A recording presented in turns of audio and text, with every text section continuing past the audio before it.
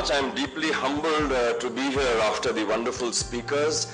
And I almost decided not to say anything, but I take courage from the German poet Goethe and tell myself, do not be so humble, Rajeev. After all, you're not that great. Right? So knowing that I'm carrying coal to Newcastle and that I'd probably not be adding much to what's been said, let me, accoutred as I am, plunge into the raging Tiber. Right? Julius Caesar Standard 11B, St. Columba's High School. Okay, great.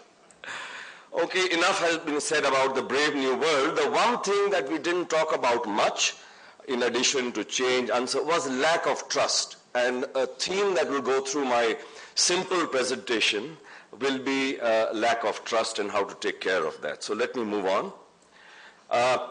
I think we need to get back to a lot of basics. Life is complicated and we've got to make it simple.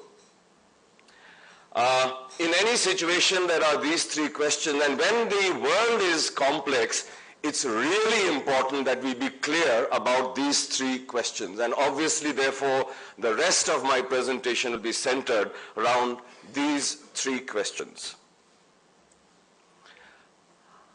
I think it's really, really important to be clear what we want to do.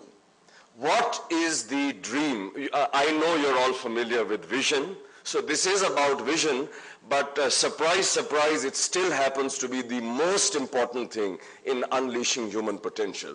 And let me say that this dream, which really says, what do we want to do? What is the question that we are seeking to solve? This dream is required to go beyond top lines and bottom lines and market shares. They are necessary, but they are hardly going to excite people.